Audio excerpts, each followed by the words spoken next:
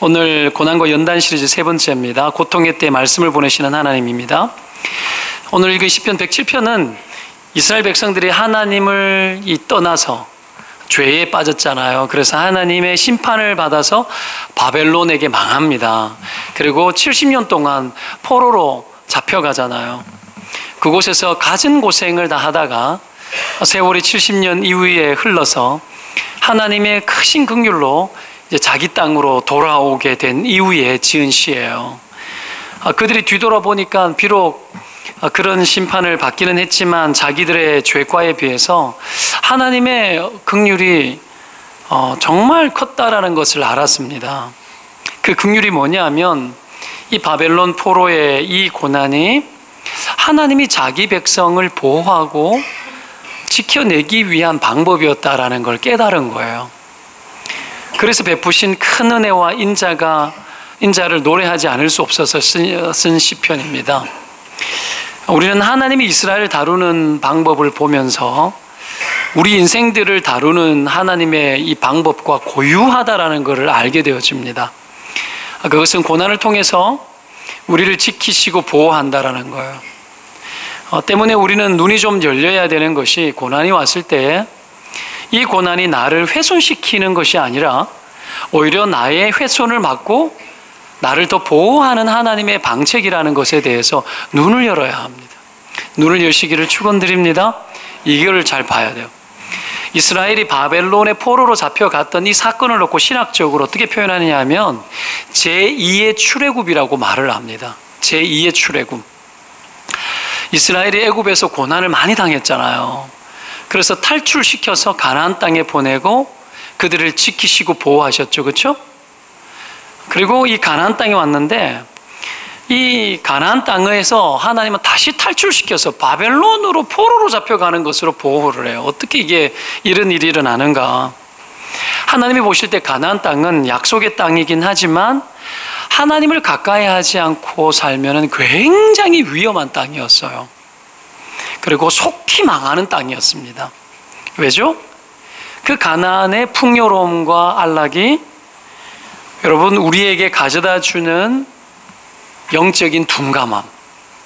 사람들은 너무 풍요로우면 우상을 만들고 하나님을 가까이 하지 않습니다. 이 가나안은 그렇게 너무 좋은 땅이죠.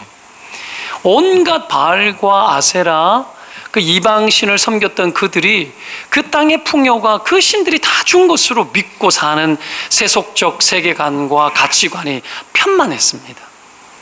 거기서 누리는 것들이 자연스러웠던 거죠.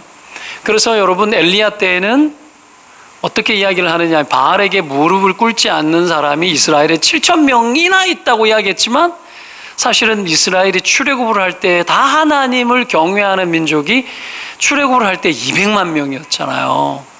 7,000명이면 많이 남은 숫자가 아니에요. 다 배신한 거예요. 다 배신한 거예요. 그래서 어떡합니까? 하나님이 가나안에 두면은 영영 다 망할 것 같아서 그들을 포로로 바벨론으로 잡아가고 그 속에서 지키고 그 고난 속에서 보호하죠. 거기에서 남은 자들, 소위 이 신학 사상으로 남은 자 사상이라 그래요. 하나님이 다 망하지 않게 하시고 자기 사람을 남겨놓으셔서 다시 그 백성 민족을 만들어내고 하나님의 백성의 영광을 다시 하나님께서 되찾기를 원하는 거죠. 그 남은 자가 성경에 보면 대표적인 인물들이 누구예요? 다니엘에 보면은, 여러분 다니엘서, 다니엘을 보면 다니엘과 그의 친구들이 그 대표적인 예들이죠. 거기에서 고결한 믿음을 가지고 세상 한복판에서 능력 있는 삶을 살면서 하나님의 백성의 영향력, 하나님이 살아계시고 살아계신 그 하나님을 믿는 하나님의 백성도 살아있다라는 걸 그 이방나라 한복판에서 여러분 나타내기 시작하잖아요.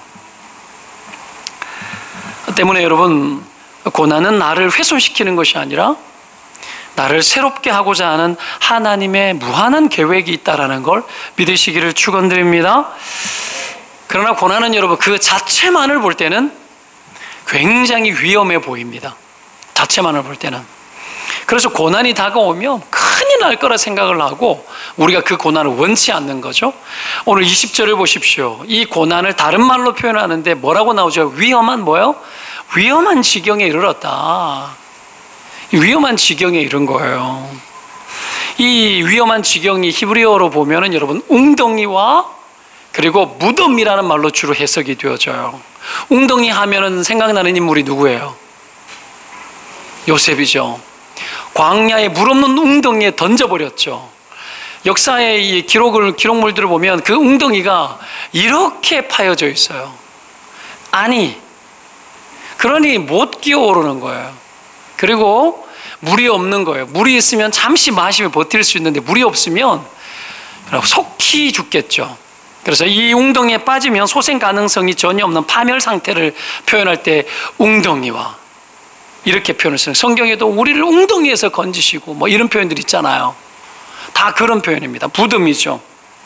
고난의 에너지가 막 들어올 때는 막 사망이 나를 삼키는 것 같고 내가 빠져나올 수 없는 웅덩이에 빠진 것 같아요. 과연 이것이 해결될까? 내 인생의 이 시점이 끝날 날이 올까? 나에게 이것이 종결이 되어질까? 하는 여러분 그런 두려움들이 막 오는 거죠. 여러분 이런 위험한 지경에 이르렀을 때 우리에게 필요한 것이 무엇입니까? 구원이죠. 하나님의 구원이죠. 그러면 하나님의 구원이 필요한 줄 안다면 우리는 어떻게 해야 되죠? 그 하나님 앞에 구원을 요청해야죠. 그 구원의 요청은 그리 가볍게 요청되어지지는 않을 겁니다. 어떻게 요청되어져야 될까요? 아주 절박하게 가슴이 타들어가듯이 부르짖음으로 요청하는 거예요. 부르짖음으로. 그래서 고난의 때에는 언제든지 부르짖는 기도가 필요합니다.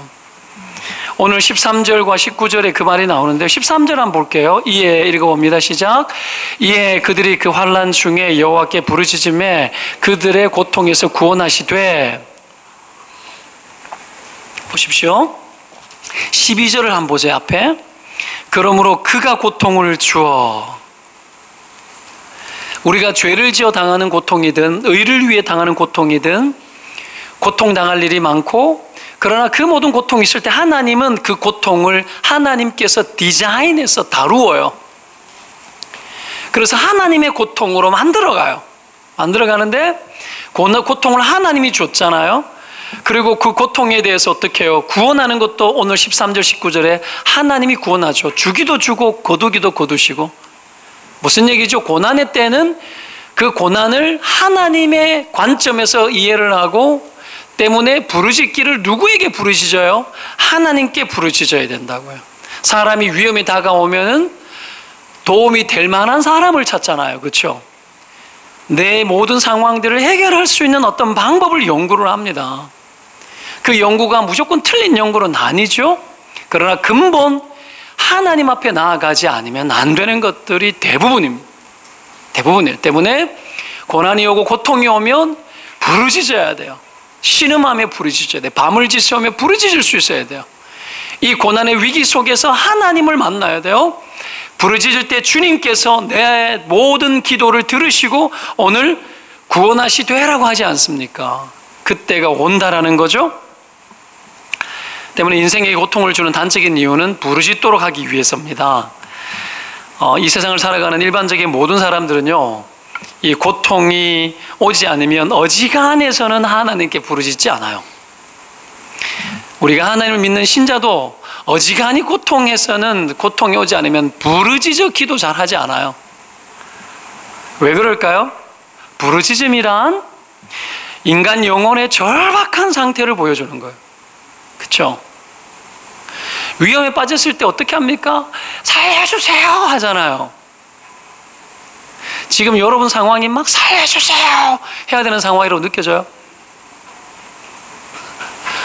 거의 안 느끼고 병원 가고 통장에 돈은 있으니까 이거는 하고 내가 죽어도 뭐 이렇게 남편 잘 벌고 아내 잘 벌고 있고 내 새끼 다 컸고 뭐 우리는 본능적으로 이 생존의 반응을 보이거든요. 어지간해서는 여러분 이 영혼의 부르짖음이 잘 나오지 않아요. 그 어떤 사람도 그래서 하나님이 육체의 고통이 없이는 영혼의 절박함까지 다가설 수 없어요. 그래서 하나님이 고통을 사용해요. 때문에 하나님이 육체의 고통을 통해서 우리 영혼이 하나님을 향해서 깨어나게 하시는데, 이때에 사용하는 것이 우리 영혼의 부르짖음이에요. 우리를 깨어나게 하고 그 깨어남과 동시에 하나님을 보게 하고 만나게 하는 그 모든 속에 부르짖음을 사용하십니다. 그것을 통해서 우리를 구원하죠. 때문에 여러분, 하나님 앞에 고난이 다가오면 부르짖으시기를 축원드립니다. 그것을 통해서 이 육체의 반응이 막 오고 고난이 오면 온몸으로 힘들 때 부르짖어야 돼요. 영을 깨워야 돼요. 우리 영이 깨어나면 살아계신 하나님이 보여요. 하나님은 우리의 영으로 느끼는 거죠. 그렇죠? 우리 영으로 느끼는 거예요. 어제 저녁에 우리 축구가 2대1로 졌기 때문에 온몸으로 고난을 당했지 않습니까? 축구 보셨어요? 이 목사가 일찍 주무시고 일찍 일어나서 주일을 준비해야 되는데 평소에 텔레비 안 봐요. 안 보는데 이 놈을 보고 싶어가지고 내가 밤에 11시부터 한다 그러고 봤더니만 앞에 뭐 오프닝이 1시간이야. 그래 기다렸다가 한 12시 다 됐을 때부터 시작해서 전반 후반 보니까 2시쯤 될 거 아니에요. 잘 싸우더라고요. 잘 했어요. 근데 졌어요. 찝찝한 기분을 안고 자고 아침에 일어났는데, 아침에 일어나니까 개운해야 되는데 뒤통수는 땡기고 찌뿌둥하고 막 그런 거예요. 이 몸이 막 반응하는 거예요. 피곤하고 막 이 개운한 느낌이 들지 않는 이 몸의 느낌, 그걸 안고 차를 몰고 막 나오는데, 이거 오늘 이래가 안 되겠네, 뭐 부정적인 생각이 들어오는 거야. 이래 피곤해가지고 오늘 설교는 하겠나, 이런 생각이 들어오는 거예요. 그 마귀는 뭐라 그랬죠? 그럼 못하지, 피곤하지, 대충 해, 뭐 너 힘쓰지 마, 용 쓰지 마, 목 다 나가, 안 그래도 피곤한데 축구도 졌는데 뭐 좋다고 하냐. 마귀는 막 그러는 거 막 촉진하는 거죠. 우리 육신의 반응을 막 촉진하는 거예요. 이게 길면 안 돼요. 그래서 아파트 입구를 나와가지고 우회전 딱 틀어가지고 끝까지 쫙 오면 저 끝에서 삼거리를 만나면 우회전 틀어야 되거든요. 거기에 또 오는 동안에 멍하게 이런 생각이 들어오는 거죠. 그때 내가 바로 어떻게 해요? 딱 낚아채고는 어떡합니까? 꾸짖고 명하고, 하나님 내가 지은 죄는 많으나 주여 나를 용서하시고 오늘도 큰 은혜 주십시오. 기다리는 영혼들 있잖아요. 하나님 은혜 주십시오. 내가 정신 차리겠습니다. 바짝 정신 차리고 와가지고 사역자들 기도해야 할 때도 바짝 저리고 기도했더니만 평소보다도 기도가 더 뜨겁더라고요. 그래서 극복했어요. 육체는 그런 거예요. 육체는 그런 거예요. 이런 반응이 왔을 때 큰 일고 나고는 쫙 해야 되는데, 육체의 반응에 정직해져서 어떡합니까? 거기에 탈탈 다 털리는 거예요. 내 몸이 이끄는 대로, 본성이 지배하는 대로 갈 때까지 가보는 거지 뭐. 가보면 어떡해요? 계속 그냥 딸려가는 거예요. 몸이 피곤해요. 아이들은 학교 갔다 오고 학원 갔다 오고 피곤한 거예요. 그러니까 부모 말 짜증내고 싶고 말도 안 듣고 싶고 막 그런 거죠. 온몸이 힘든 거예요. 뭐 남자들 여자들 직장 다녀와서 퇴근하고 늦게 왔는데 오면 여자들 말하고 싶어도 말하기 싫잖아요. 누워가지고 아로나민 골드 옛날 선전 보면 TV 누워가지고 리모컨 돌리면서 막 그러고 있잖아요. 막 그러고 싶은 거죠. 그러면 계속 리모컨이 나를 작동하는지 내가 텔레비를 작동하는지 알 길이 없는 상태에 놓여서 계속 의식과 무의식이 왔다 갔다 하면서 계속 그러고 있는 거예요. 그걸 통해 가지고 뭐 하는 줄 알아요? 안식하는 거예요. 사실은 복잡한 것들과 단절하는 것을 그런 것으로 하는데, 그런 것으로 완전 극복이 안 돼요. 절대 그렇게 되지 않습니다. 거기서 번쩍 정신 바짝 차리고 어떻게 합니까? 육체는 쉬어주고 영혼은 하나님 앞에 깨어나고, 이걸 하지 않으면 이 험악한 세상을 이길 길이 없어요. 지는 이 축구를 보면서 속상한 마음을 여러분 달랠 길이 없는 거예요. 내 인생 가운데 파고 들어오는 수많은 사건들 어떻게 이기겠습니까? 그래서 하나님이 육체를 건드려요. 육체를 건드려 깨어나게 해요. 그렇게 하지 않으면 인간은 계속 육체의 즐거움을 추구해요. 좋은 거 잘 먹고, 여러분 좋은 카페 가고 싶고 누가 가봤다 그러면 맞나 맛있나 뭐 그러면 어떻게, 나도 가봐야 되는 거예요. 카페를 어디를 가보고 순회를 다녀야 되는 거예요.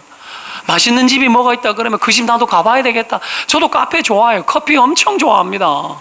또 막 가야 되는 거죠. 그래 가면은 막 가가지고 막 분위기를 한번 보고 막 그러는 거죠. 정서적인 릴렉스를 위해 가지고 하기는 해요. 근데 그걸 다 다 쫓아다녀도 내 영에 하나님의 터치가 없으면 여러분 그 어떤 정서적인 자극도 내 영혼을 여러분 망가뜨립니다. 때문에 하나님이 인생에 크고 작은 고난을 주셔서 그런 것들로 적당히 살지 않고 크고 작은 고난을 주셔서 내 영혼을 부르짖게 만들어 깨어나게 하십니다. 때문에 우리가 부르짖어 기도할 때 그 기도할 때 우리의 영혼이 깨어나면 하나님을 느끼잖아요. 그 하나님을 느낄 수 있는 영감이 있는 그때 하나님이 우리 영혼에 많은 혜택을 줘요. 많은 혜택이라 표현하니까 그러니까 풍성한 은혜를 주십니다. 풍성한 그때 길이 열리고 하나님을 경험하는 거죠. 성경에 부르짖어 기도하라는 얘기를 신약 구약 중에 한 개씩 빼와 봤어요.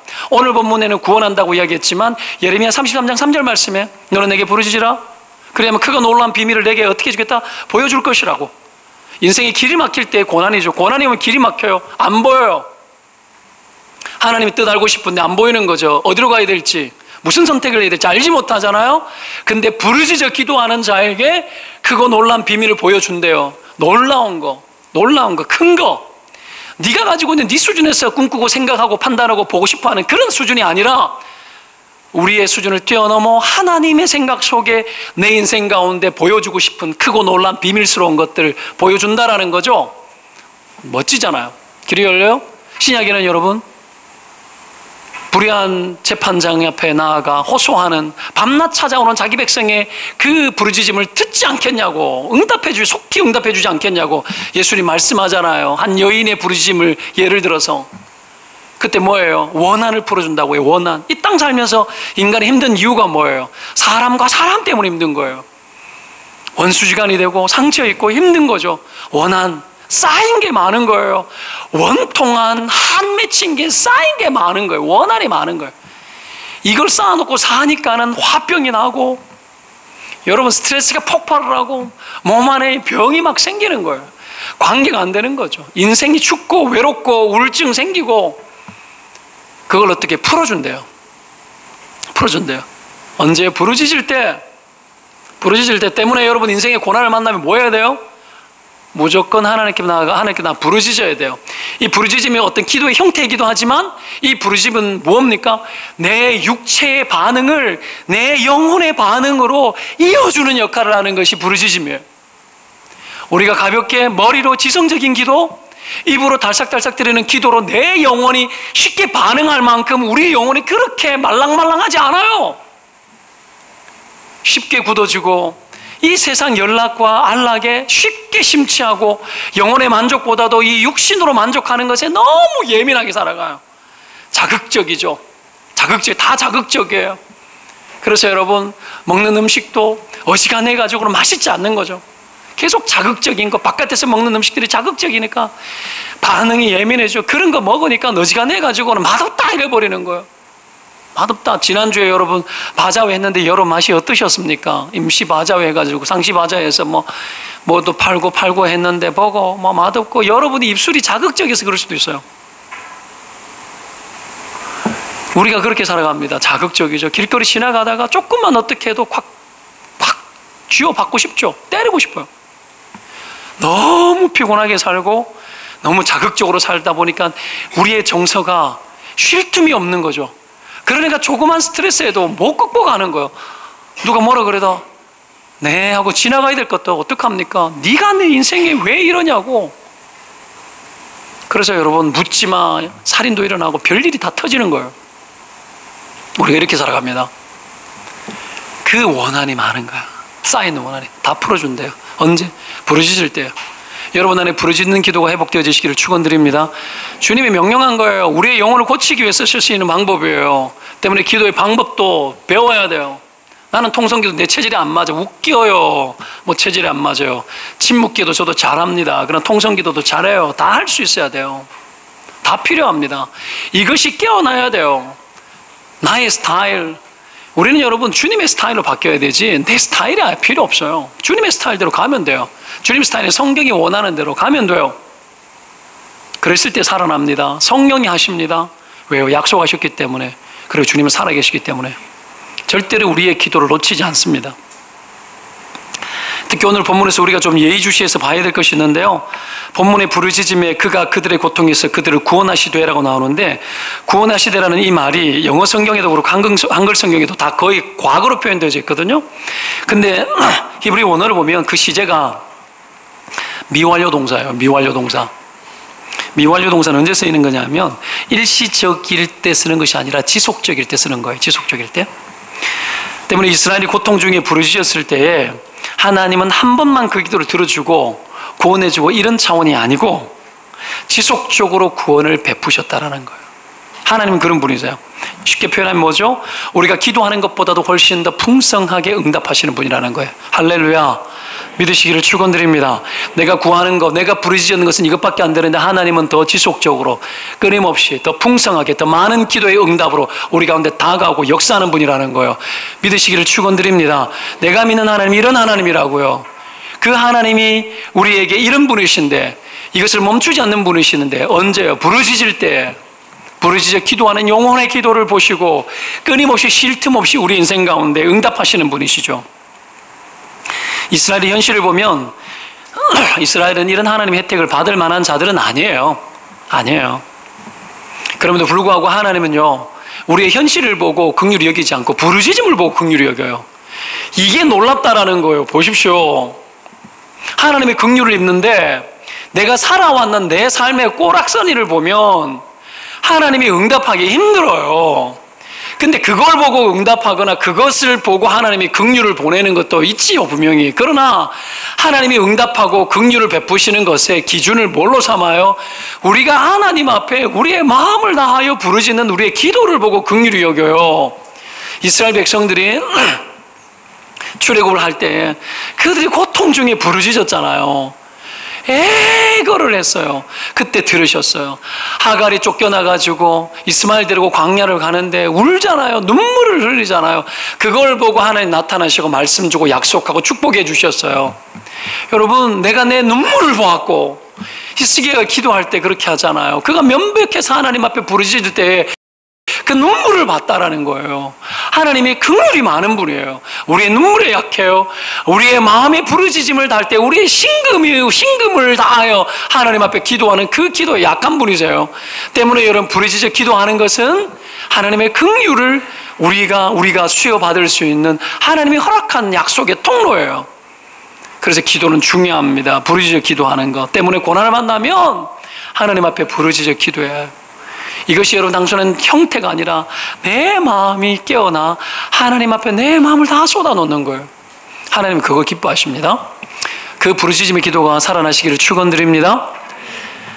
이 부르짖음의 기도, 물론 기도에 대한 이야기는 할 이야기들이 너무 많이 있지만 이번 특세가 7월 1일부터 또 시작이 되어집니다. 기도해야죠. 기도하자는데 무슨 이유가 많아요. 기도 못할 이유 100가지도 넘어, 10,000가지도 넘어요. 찾아보면 기도 못할 이유가 훨씬 많아요. 기도할 이유는 한 가지예요. 안 하면 죽어요. 죽어요. 살기 위해서 기도해야 돼요. 살기 위해서 기도해야 돼요. 특세, 교회에서 특세하자 그러면 의무라 생각하고 나오십시오. 째깍째깍 나오십시오. 당연한 거 아닙니까? 그것에 대해서 고민을 하고 그것에 대해서 갈등하면 안 돼요. 너무 갈등하지 마요. 물론 환경도 다르고 처지도 달라. 가정마다 분위기가 다 달라. 어느 정도 인정을 해요, 우리가. 그러나 해보려고 해야 돼요. 해보려고 해야 돼요. 하나님이 여러분 그런 거 기뻐하십니다. 우리가 여러분 우리의 느낌대로 살아가면 큰일 나요. 큰일 납니다. 고민하게 되는 것은 우리로 하여금 굉장한 고난이 되어집니다. 고민 없도록 만들어 버려야 돼요. 하나님 앞에 원칙처럼 영적인 습관을 길러내고 영적 습관을 만들어내는 데는 원칙처럼 우리가 좀 해볼 필요가 있어요. 그런 것들에 대해서 우리가 여러분 고민하는 게 육신의 반응이라는 게 뭐 있어요? 기도하자 뭐 하자 그러면 안 될 것들이 더 훨씬 많잖아요. 육신의 반응이. 그것이 끊임없이 나를 설득해 줘요. 내 육신을 위로해 줘요. 그리고 어떡합니까? 괜찮아 해줘요. 해주기 때문에 여러분 내 자신이 나에게 너무 고마운 거죠. 그죠? 또 바쁜 일도 막 생겨주고 좀 그날따라 좀 더 피곤해지고 너무 좋잖아요. 이게 되게 힘들거든요. 힘들어요. 아이들도 힘들어요. 여러분 우리 막내도 이렇게 깨워보지만 안 돼 피곤해. 토요일날 가족 기도에 가자 그러면 안 돼 피곤해 안 돼 피곤해 매주 깨워요. 전에는 엉덩이 막 때려가 깨웠는데 그러다 성질 나빠질 것 같아가지고 2번 딱 깨우고 안 일어나면 그냥 와버려요. 막 그렇게 하거든요. 나쁜 체질이 만들어질 것 같아서 그렇게 하는데 여러분 우리가 그런 어떤 체질들을 깨어나야 됩니다. 부르짖음의 체질도 만들어져야 돼요. 만들어져야 돼요. 미쳐서 여러분 막 소리 지르는 게 아니라는 거지. 미쳐서. 여러분 부르짖음 보셨습니까? 여러분 이 부르짖음의 가장 강한 곳이 어딘지 아십니까? 어딜까요? 부르짖음. 병원, 응급실, 중환자실, 죽고 나면 여러분 장례식장. 인생의 부르짖음은 거기보다 더 강한 것이 없어요. 저는 병원 생활 많이 했잖아요. 많이 했잖아요. 엄청 많이 했잖아요. 아마 여러분 잘은 모르지만 여러분 계신 분들 다 모아야 제 한 명 정도 병원 생활 했는 것 정도 될 수도 있어요.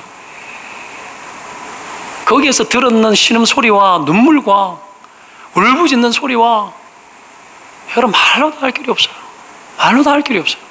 고통 속에서 아파서 밤잠 이루지 못하고, 제가 수술 안 하면 죽는다 그랬는데 그 상황 속에서 저쪽에 직장암 환자 말기인데 곧 죽을 분이세요. 30대 중반이었어요. 그때 내가 20살이었으니까 내보고 뼈밖에 안 남은 내보고 불러가지고 동성아 와서 나 좀 만져달라고. 내가 환자인데 나도 피를 토하고 왔고 나도 곧 수술하지 않으면 죽는 사람인데 너무 고통스럽고 아프니까 나를 불러서 좀 만져달라고. 가가지고 내가 그분 다리 팔을 날마다 만져줬어요. 고통스럽고 힘드니까.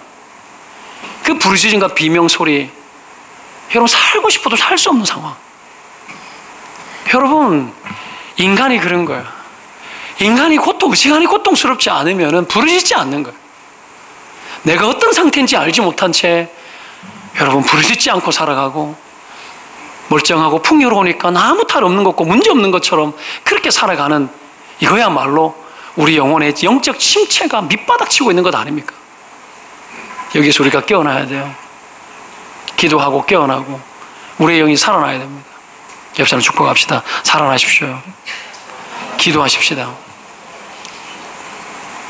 환경이 안 되면 집에서 방석 깔고 해야 돼요. 해야 돼요. 그러라도 해서 내가 깨어나야 되는 겁니다. 여러분, 하나님이 오늘 본문에 우리가 부르짖을 때 다양한 긍휼을 베푸시는데, 그래서 우리를 구원하시는데 오늘 본문에 3가지 정도로 나와요. 20절을 보십시오. 첫째가 뭐로 나옵니까?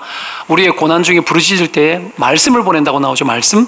이거 생각하면 돼요. 우리가 옛날에 사극 드라마 이런 거 보다 보면 여러분 형장의 이슬로 사라지기 직전에 망나니가 막 칼을 뽑아가지고 푹 하고는 막 칼을 휘두르는 그 상태에 어떡합니까? 목을 베기 직전에 뒤에서 말을 타고 멈추시오 암양이요 이러면서 와가지고 딱 정리하잖아요. 그런 거 텔레비에 이렇게 연상되는 거 있죠. 그렇죠? 다 보셨을 겁니다. 딱 그런 상태라 생각하시면 돼요. 그러나 알아야 되는 것은 이 오명이 막 하나님의 음성이 말씀이 막 이렇게는 쟁쟁하게 안 들릴 수 있어요. 세미한 음성으로 들릴 수도 있고 마음의 음성으로 들릴 수도 있어요. 대부분 어떻게 이루어지느냐 하면 성경을 읽다가 하나님의 말씀을 읽다가 그 말씀이 깨달아지고 그리고 그 말씀이 내 마음으로 믿어지는 거예요. 그리고 그 말씀이 내 삶에 변화를 줄 것 같은 거예요. 이게 레마의 말씀이죠. 기록된 문자 로고스, 그냥 평소에 볼 때는 그냥 문자 그냥 말씀이었는데 내가 위중한 중에 하나님 앞에 부르짖을 때 어느 날 부르짖고 나의 말씀을 봤는데 이 말씀이 막 나를 파고드는 거예요. 이게 레마의 말씀이죠. 이 말씀이 나의 지성 속에서 깨달아지는 거예요. 마음으로 믿어지는 거죠. 여러분, 이 말씀이 깨달아질 때 하나님이 나의 지성 안에서 영광을 취하시는 거예요. 신자를 자기 것으로 만들어 영광을 취하는 거예요.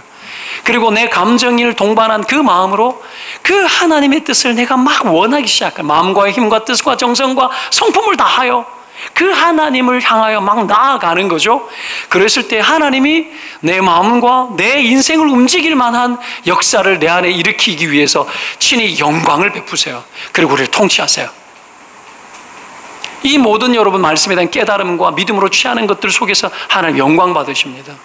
말씀을 깨닫는 것만으로도 영광 받으세요. 믿으면 아멘. 이걸 여러분 말씀을 우리 가운데 보내는 거예요. 보내서 깨닫게 하는 거예요. 여러분, 이스라엘이 바벨론에 돌아올 때에 그들이 바벨론과 싸워서 이겨서 돌아온 게 아니에요. 아닙니다. 큰 공을 세웠기 때문도 아니고, 그 나라가 바뀌고 이제 바사 왕, 고레스 왕 원년 때에 바벨론에서 페르시아로 넘어온 거죠. 그 고레스 왕 원년 때에, 여러분 성경을 보면 역대하 36장에 보면은 바사의 고레스 왕 원년에 여호와께서 예레미야의 입으로 하신 말씀을 이루시려고 여호와께서 바사의 고레스 왕의 마음을 감동시키심에 그가 온 나라에 공포도 하고 조서도 내려 이르되 바사 왕 고레스가 이같이 말하노니 하늘의 신 여호와께서 세상 만국을 내게 주셨고 나에게 명령하여 유다 예루살렘의 성전을 건축하라 하셨나니 너희 중에 그의 백성된 자는 다 올라갈지어다. 너희 하나님 여호와께서 함께 하시기를 원하노라 하였더라. 이렇게 나와요. 고레스 왕의 마음을 움직이는데 무엇을 통해서 움직입니까? 예레미야에게 했던 그 말씀을 바사 왕 고레스 왕에게 보낸 거예요. 그래서 하나님 명령한 거예요. 그래서 그 고레스에 의해 가지고 이들을 해방시켜 준 거예요. 너희 중에 하나님의 백성된 자들은 다 올라가라. 하루아침에요. 다 올라가라 그런 거예요. 그들이 싸워서 이겨서 그런 겁니까? 아니에요. 그들이 그 고통 중에 그들은 부르짖었어요. 눈물로 부르짖었어요. 그때가 차서 하나님이 말씀을 보내어 그들을 해방시킨 거예요. 말씀을 보내서. 뭡니까? 하나님이 여러분 말씀을 통해서 우리의 고난을 다루시고, 말씀을 통해서 우리의 고난을 정리하시고, 고난을 의미 있게 하시고, 우리의 삶을 하나님 앞에 복되게 만들어 간다라는 거예요. 여러분, 우리가 고난을 당할 때 하나님 지금도 우리 가운데 말씀을 보내는 분인 줄 믿습니다. 때문에 고난이 들어오면 부르짖고 엎드려 기도하고 말씀 펼쳐야 돼요. 펼쳐야 돼요. 그것을 통해서 하나님의 소리를 들어야 됩니다. 제가 20대 초에 개척교회를 고등학교 때 2학년 때 교회를 처음 다니고 열심히 신앙생활을 하고 교회 열심히 봉사하고 개척교회에서 대학교가 되고 대학생이 되었을 때도 교회를 섬겼는데 봉사를 열심히 했어요. 열심히 했어요. 지금 우리 최창범 전사님, 조한희 전사님, 김혜지 전사님, 전사님들, 정경성 간사님 열심히 일을 하고 있는데, 그때는 제가 20살이었는데, 20살, 21살 이때 제가 그렇죠. 수술하고, 수술하고 병원에 대수술을 하고 죽는다 그랬는 거 살았는데 겨우 살고 걸을만 할 때 온몸에 욕창이 나고 엉덩이 욕창이 나가지고 살이 썩어가지고 병원에 있는 동안에 시체처럼 누워있다 보니까 살이 다 썩은 거예요. 살이 썩어가지고 이것이 욕창이 잘 낫지 않아요. 여러분, 고름이 끼고 긁어내고 또 바르고 긁어내고 바르고 살이 차오르기까지 여러분 쉽지 않아요. 그 어려운 중에 제가 개척교회 섬기겠다고 뱃싹 말라가지고 52kg의 몸무게로 내가 교회 섬기겠다고 열차를 새벽에 타고 대구에서 김천까지 갔다가 밤 12시 넘게 섬기고 돌아오고 이랬는데 그때 얼마나 열심히 했는지 몰라요.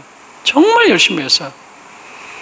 정말 와, 내가 무슨 용기를 그렇게 했는지 모르겠는데 우리 전사님들보다도 제가 조금 더 많이 열심히 했어요. 그렇게 살았는데 내 또래 친구들이 좀 있었어요. 전도다고 했는데 근데 그 중에 심약한 친구들이 둘하고 몇 명이 내가 교회에서 너무 열심히 하고 나를 따라올 길이 없는 거예요. 질투도 나고 막 그랬을 것 같아요. 또 친구 하나는 엄마가 무당이었고 정서적으로 밸런스가 좀 약해요. 그래서 어느 날 몇 명이 나를 불러서 나를 공개 재판하더라고요. 그래서 하는 말이 내가 하는 모든 것들은 다 잘못됐다고 이야기하는 거예요. 내가 봐도 상식이 안 통하고 나는 다 이해되었어요. 그게 왜 그러는지 느꼈어요. 그래서 크게 힘들지는 않았는데 그래도 내 뒷꼭지가 땡기고 또 그 친구 만나야 되고 막 그러는 것이 불편은 하잖아요. 그죠? 불편하죠. 그러더니 얼마 지났는데 또 불러가지고 또 그러는 거예요.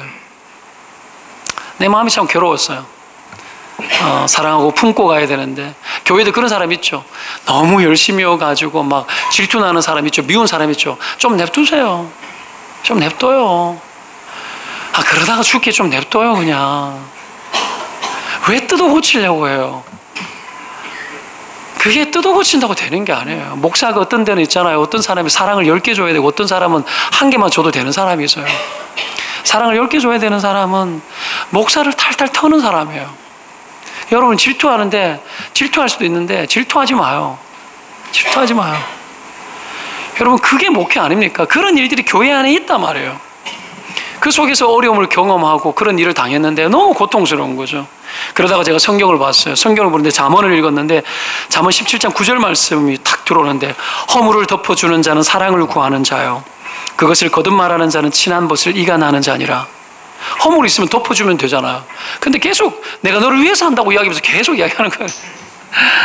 저 보십시오. 제가 지금도 뭐 그렇지만 그때도 내가 성질을 못되게 생겼는가? 저는 고난을 많이 당했기 때문에, 죽음을 여러 번 왔다 갔다 했기 때문에 하나님이 내 성품을 확 다루셨어요. 확 다루셨어요. 때문에 여러분, 내가 못되게 대하지 않았어요. 이유 없는 고난도 당하죠. 그죠? 그런 일을 우리가 만날 수 있습니다. 만날 수 있고, 그럴 할 때에 우리가 어떻게 살아가야 되겠는가 고민이죠. 그러나 하나님 그때 말씀 줍니다. 여러분, 허물을 덮어주는 것이 맞고, 그것을 거듭말하는 것은 친한 벗을 이가 나는 거라 그러는데, 거듭말하게 되면 내가 다른 사람들 사이에서 이간되어지는 거예요. 함께 살 수가 없는 거예요. 사랑을 받을 수도, 그들을 섬길 수도 없는 거죠. 그것을 일종의 축출되어지는 일들이 일어나는 겁니다. 그래서 남의 흉 보는 사람, 거듭말하는 사람은 이간질하는 사람이에요. 성경이 그렇게 말해요. 절대 남의 흉을 보면 안 돼요. 그냥 이럴 수 있어요. 왜 저런지 모르겠다. 그러고 말아야 돼. 그 사람 그러고 말아야 돼. 두고두고 이야기하고 두고두고 말하고. 여러분, 저도 그럴 때 있어요. 좀 가끔씩 하나님의 뜻을 빌미로 해서 그런 이야기 할 때가 있는데, 그러나 상스럽거나 인간 이하의 이야기를 하거나 사람을 보호하지 못하는 이간질하기 위해서 하는 적 없습니다. 내 기억 속에 난 적이 한 번도 없어요. 하나님이 이런 말씀을 준다라는 거지. 줘서 내가 그걸 딱 봤는데 하나님이 내 안에서 깨달아지면서 하나님이 영광을 취하시더라고.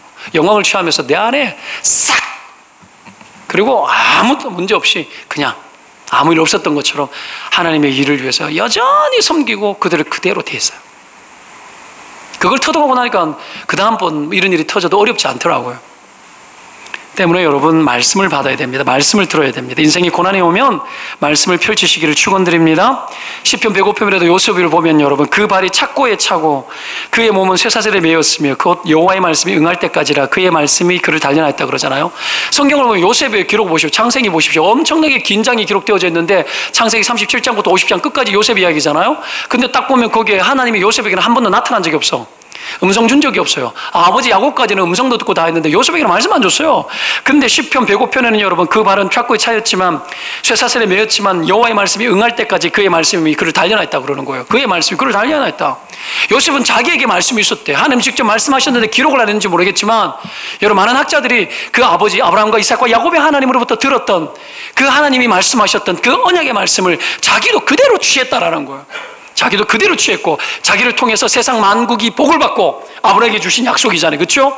복을 받고 나를 통해서도 하나님 그 복을 이루실 줄로 믿었겠지. 그 약속이 응할 때까지 착고에 차여서 깜빵에서 여러분, 낮에는 착고를 풀고 일을 하고 밤에는 착고를 차고 잠을 자는 거예요. 그렇게 살았다라는 거예요. 뭐 때문에? 말씀이 응할 때까지 그의 말씀이 그에게 떨어지고 그 말씀이 내게 적용되어지나 그의 인생이 하나님의 영광 위에서 어떻게 하면 옥에서 나오고 애굽의 총리의 삶을 살면서 하나님께 영광 돌리잖아요. 우리의 인생이 이렇게 착고에 차여져 있는 것처럼 묶여 있을 때가 있어요. 그게 고난의 때입니다. 꽁꽁 묶여서 해방이 안 되는 사람들이 있어요. 묶여가지고 벗어나지 못하는 사람이 있어요. 잘못됐고 아닌데 여기서 벗어나야 되는데 하나님의 말씀이 없고 하나님의 살아계심이 개입되어지지 않기 때문에 멈추어서 지내는 거죠. 거기서 빠져나와야 되는데 이 모든 것들이 뭐야 한다고요? 부르짖는 자에게 하나님의 말씀을 주므로, 깨우침으로 하나님 영광 받으시고 그 삶을 변화시킨다라는 거예요.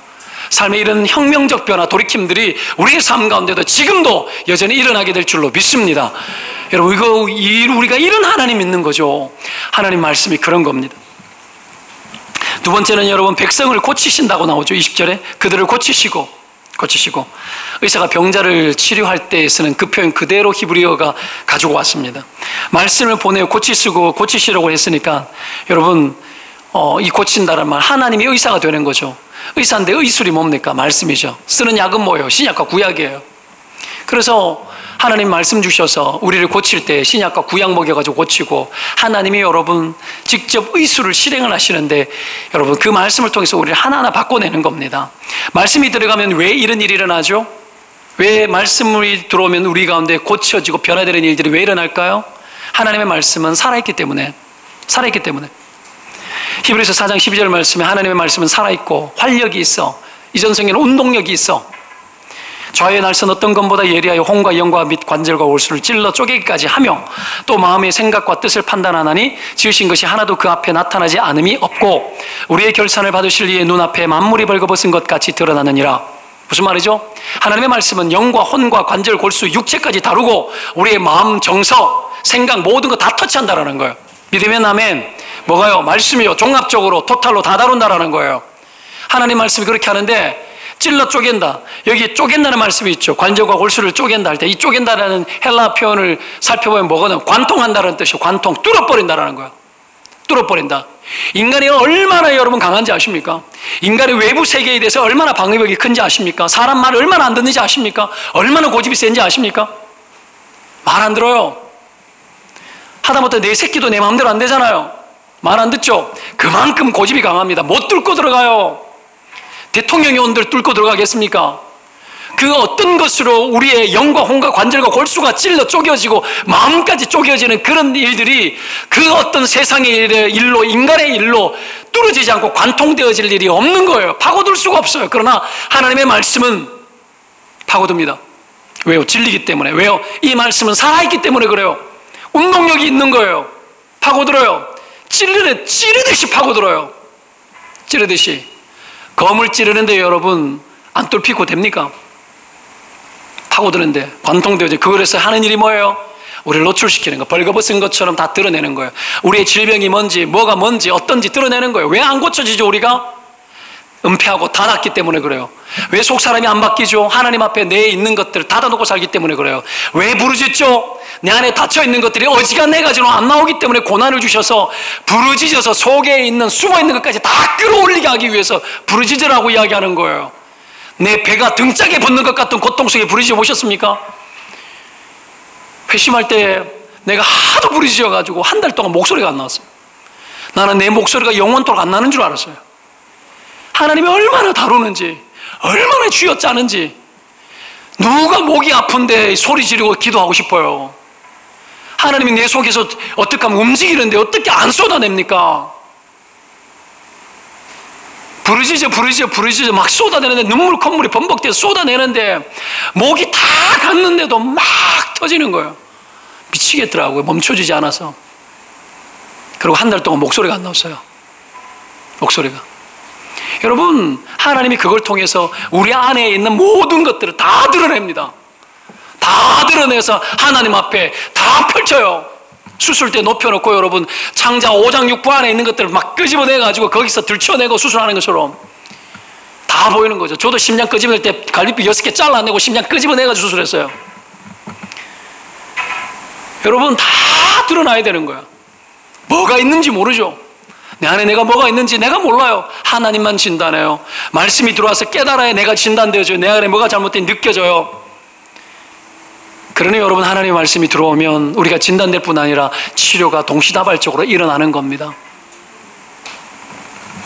파고들 수밖에 없는 거죠. 여러분 신앙을 회복할 때 기도하고 말씀 보고 기도하고 말씀 보고 그냥 그랬는데 하나님이 얼마나 은혜를 주는지 몰라요.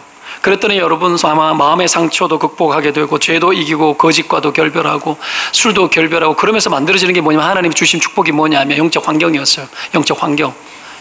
내 주변에 살아서 운동력이 있는 형님들, 누님들을 막 붙여주더라고요. 살아서 운동력이 있는 이 형님, 누님들이 얼마나 무서운 분들인 줄 아세요? 우리 교회는 아직 그런 분이 없어요. 우리 교회는 예전에 제 했던 내 옆에 있었던 살아서 운동력이 있는 그런 형님들, 누님 같은 분은 아직 존재하지 않습니다. 어떻게 돌아다니냐면 주일날 아침에 일어나면 교회 가면 성가대 연습하고 성가대 끝나고 나면 연습하고 예배 올라가 예배 듣고 예배 드리고 난 후에 내려오면은 대학부에 다닐 때니까 대학부에 가면 어떡합니까? 거기서 예배 드리고 끝나고 나면 전도하러 갔다가 부서 모임을 하고 그리고 어떡합니까? 모여가지고 기도회를 하고 저녁 예배 드리기 전에 모여서 기도회를 하고 저녁 예배를 드려요. 저녁 예배를 끝나고 나면 저녁 예배 끝나고 나면 또 내려가 또 기도회를 또 하는 거야. 무슨 이런 일이 있죠? 또 하는 거예요. 화요일날 캠퍼스 모임을 해요. 가면 성경 공부하고 삶을 나누고 밥 먹고 수요일날 수예배 가야 된다고 수예배 가고 교회 특세를 하면 어떡합니까? 태우러 갈게 오토바이 가지고 태우러 오고 프라이드 새빨간 프라이드 완전히 고물 프라이드를 데리고 와가지고 어떡합니까? 그때 삐삐 할 때 데리고 오는 거야. 새벽에 우리 집 앞에 와가지고 데리러 오는 거야. 가야 된다고 데리고 가는 거야. 성경 훈련한다고 데리고 가고, 기도 가자 이거 데리고 가고, 수요예배 드리고, 금요 심야 밤 10시부터 모이는데 어떡합니까? 금요일 저녁에 우리 자체 모임이 있어요. 부서별 모임이 또 있어요. 부서별 모임을 하고 난 후에 어떡합니까? 밥을 먹고 저녁 집회를 들어가는데 10시 되면 올라가는 거예요. 10시에 심야 기도를 들어가는 거예요. 심야 기도. 이때 심야면 12시를 넘어야 심야예요. 끝나면 새벽 1시였어요. 끝나고 난 후에 먹고 죽자 팀이 있었습니다. 그럼 어떻게 다락방이 있었는데, 주변에 병원에 다락방이 있었는데 가가지고 어떡합니까? 밤새 인생에 대해서 이야기하고 기도해주고 기도해야 하고 몇 시간 겨우 자고 일어나가지고 토요일 날 오후에 모여가지고 리더 모임을 하는 거예요. 리더 모임을 하고 리더 기도회를 하고 GBS를 하고, 이거를 살아서 운동력이 있는 몇 분이 붙어가지고 데리고 다니는데 사람 미치겠더라고요. 어떻게 할 방법이 없어요. 지금 시대는 여러분 이렇게 하는 사람 없죠. 이렇게 하면 미쳤다 그러죠. 근데 적어도 그렇게 할 때 내 영은 깨어납니다. 기도는 살아납니다. 그리고 여러분 나라를 위해서 기도하게 되고 세상을 보면서 기도하게 되고 영적으로 강화되어지고 확 자라더라고요. 지금은 여러분 잘 자라지 않는 시대예요. 조금 은혜 받고 소비하고 탈탈 털려가지고 왔다가 조금 보충해서 탈탈 털리고, 지금은 그런 시대예요. 그리고 그렇게 충전을 받아야 되겠다는 생각도 안 해. 내가 그렇게 은혜 받아야 되는 사람이라고 생각 안 하지. 이것 자체가 병든 거예요. 영적 침체 현상이에요. 필요성을 못 느끼는 거지. 은혜 받아야 되는 생각 절박함이 없는 거예요. 생각은 혹 들어도 이러면 안 되는데 10년, 20년이야. 이러면 안 되는데, 그러면 안 되는 걸 20년씩, 30년씩 붙들고 사는 거예요. 그만큼 우리는요, 자기 자신에 대해서 방만합니다. 절대 내 스스로 내 영혼을 여러분 지극히 정성스럽게 우리는 돌보는 사람이 아니에요. 이 세상에 뒤지지 않고 살아가는 것은 힘을 다하고, 아이 양육을 위해서 힘을 다하고, 그렇죠? 그 피곤한 인생을 털어내기 위해 가지고 우리의 정서를 드러내는 그 일을 위해서는 힘을 다해요. 근데 내 영혼을 위해서 힘을 다하지 않아요. 마음과 힘과 뜻과 정성과 성품을 다해요. 하나님을 사랑하고 이웃을 사랑하려고 하는데 다 하는 일을 하지 않아요. 기도하는 일에 부르짖음이 어떤 기도죠? 부르짖음의 기도 무슨 기도예요? 담이 있는 기도예요. 내 영혼을 쏟아내는 기도, 담이 있는 기도. 여러분, 하나님이 그때 긍휼히 여기시고 우리를 만지시는 거죠. 근데 우리가 워낙 강하니까 난 찔려지고, 그러니까 뭐 들어올 수가 없는 거죠.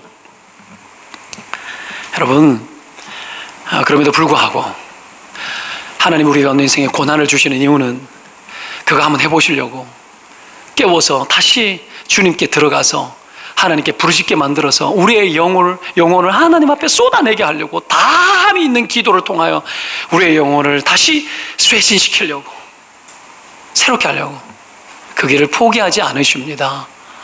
여러분, 그런 하나님인 줄 믿으시기를 축원드립니다. 굉장히 중압감이 되는 이야기죠. 또 특세가 다가오니까 또 저러는 모양이다. 그렇게 해서라도 오는 사람은 복 있는 사람이에요. 내가 이 소리가 단지 그거 한번 하자고 내가 이 이야기 하는 겁니까? 그거 아니라는 걸 아시죠? 느끼시죠? 그거 아닙니다. 하나님 앞에 우리의 영혼의 시면에 하나님의 마음이 가득하여 주를 향하여 나아가지 않으면 하나님, 내가 살 수 없습니다. 주님, 이 마음을 다시 회복해야 됩니다. 이 마음을. 마지막으로 위험한 지경에서 건졌다고 이야기하죠. 웅덩이, 무덤이라고 이야기했죠. 그렇죠? 세 번째가 위험한 지경에서 건지시는 건데, 단절된 역경이에요. 도저히 누군가 돌 수 없는 끝난 상태. 히브리 성경은 이 위험한 지경을 보면은 히브리 성경은 복수예요. 이 위험한 지경이 한 번이 아니고 온통 위험한 것 투성이고, 하나 끝나니까 또 터지고 끊임없이 터지고, 고초와 고난이 말로 다 할 길이 없고, 이 정도면 됐지 않겠나 싶었는데 뭐가 하나 터지고 심장이 철렁 내려앉고 간이 떨어지는 거예요. 이런 일들이 우후죽순처럼 막 터져 올라올 때가 있는 겁니다. 막 몰아칠 때도 있는 거예요. 저희 집만 봐도 그래요. 아버지 눈 실명을 하고 가난해 쩔었는데, 마치 형님 하나, 잘 나가는 형님 하나 갑자기 급성암 걸려가지고 3일 만에 죽고, 그 해에 내가 아파가지고 병원에 실려 다니고, 여러분 막 터지는 거예요. 엉망이 돼버려, 엉망이. 거기에서 여러분 다시 살아날 수 있을까요? 방법이 없는 거죠. 끊임없이 하나님이 우리를 두드렸지만 그들이 얼마나 딱딱한지, 그 두드림을 뚫고 나오는데 여러분 얼마나 많은 세월이 걸렸는지 몰라요. 세월이 차서 여러분 예수를 믿고 내가 목사가 되고 아직까지 돌아오는 사람들이 있지만 요즘은 우리 큰 누나가 불교 다니는 누나가 하느님이 도와주셨는 모양이라고 하느님이라고 써서 카톡 보내요. 얼추 다 털렸어 이제. 끊임없이 기도하는 거죠. 여러분 그 시간들 속에서 하나님이 여러분 우리가 끝나지 않는 연속적인 고난을 주는 것을 통해서 주는 이유는 여러분 단편적으로 볼 때는 우리가 너무 즐기니까 그런 거예요. 너무 즐기니까. 뒤집어서 긍정적으로 보면 뭐예요? 하나님의 관심과 사랑이 크고 넓고 우리에게 주시고자 하는 하나님의 변화의 역사가 너무나 많다라는 거예요. 뒤집어서 보면. 때문에 고난이 왔을 때 그런 일이 터져도 해석을 잘 하십시오. 그냥 고난만스러운 것이 아닙니다. 오늘 이 고난할 때 그럼 하나님 어떻게 하십니까? 이 위험한 지경에서 우리를 어떻게 구원하시죠? 내가 사망의 음침한 골짜기로 다닐지라도 해를 두려워하지 않는 것은 주께서 나와 함께 하심이라. 함께 하여서 고난을 통과하고 함께 하여서 그 위경에서 우리를 건져주시는 거, 여러분 이거 믿으시기를 축원드립니다. 함께 함이라고. 아까 읽었던 뭡니까? 그 역대하 말씀 제가 읽어드리면서 뒤에 뭐라고 나왔습니까? 여러분 바산 고레스 이야기하면서 너희 하나님 여호와께서 함께 하시기를 원하노라. 고레스가 그렇게 말하죠. 그러면서 말씀을 주셨다. 하나님 함께 하기를 원한다. 이렇게 말하는 거예요. 뭐와 연결되어져? 하나님 말씀 주시면 말씀이 우리와 함께 한다라는 거예요. 말씀과 함께 한다라는 거예요. 그러면 그 하나님이 함께 하실 때에 그냥 어느 날 보십시오. 우리 이렇게 생각할 수 있어요. 우리가 가만 내버려뒀다가 시간이 차니까 갑자기 하나님이 빵 하고 해결 딱 이렇게 해주느냐? 그렇지 않아요. 하나님 그렇게 인정머리 없는 분은 아니세요. 하나님은 모든 순간 모든 고통의 때에 우리와 걸음을 같이 하는 분인 걸 믿으시기 바랍니다. 그런 목자예요. 사망의 음침한 골짜기로 같이 들어갑니다. 해를 두려워하지 마십시오. 하나님 같이 하고 계세요. 같이 느끼고 알고 있고 같이 부르짖고 있어요. 우리가 구할 바를 알지 못할 때에는 말할 수 없는 탄식으로 성령께서 간구한다 그랬잖아요. 탄식하고 있어요. 우리를 위해서 씨름하고 있고 우리의 고통을 바라보면서 갚아하시면서 우리의 이 고통에서 머물러 있는 것이 아니라 그들이 하나님을 만나고 그들 영혼 가운데 주님을 향한 부르짖으면서 그 중심 가운데 주님이 거주하시고 영광 받으시기까지 그 일들을 성취하기 위해서 하나님이 탄식하며 동행하며 같이 걸어가고 있고 우리의 삶을 이끌고 있는 겁니다. 이런 하나님이죠. 저는 이런 하나님 너무 좋습니다. 여러분 삶, 우리의 인생에 예수를 믿고 난 이후에부터만 그렇게 하셨습니까? 여러분 아셔야 합니다. 우리가 하나님을 거역하고 주님을 배반하는 그때에도 하나님은 우리와 함께하고 부르고 계셨어요. 그리고 주를 믿어 의에 이르고 하나님의 백성이 된 이 자리에 살아가는 그 어떤 한순간도 우리의 눈 깜빡이는 순간도 우리를 잊지 아니하시고 회전하는 그림자도 없으시고 절대로 하나님은 변화가 없으시고 우리와 함께하는 분이죠. 주무시지 아니하시며 여러분을 돌보고 계신다라는 거 믿으시기 바랍니다. 그 하나님이 우리의 하나님입니다. 때문에 부르짖고 그 말씀 앞에 서십시오. 다시 말씀을 펼치고 그때 말씀을 주시고 고치시고 위경에서 건져내시는 그 하나님을 여러분 마음껏 경험하는 그 축복된 삶을 여러분 살아내시기를 주의 이름으로 축원드립니다. 기도합시다.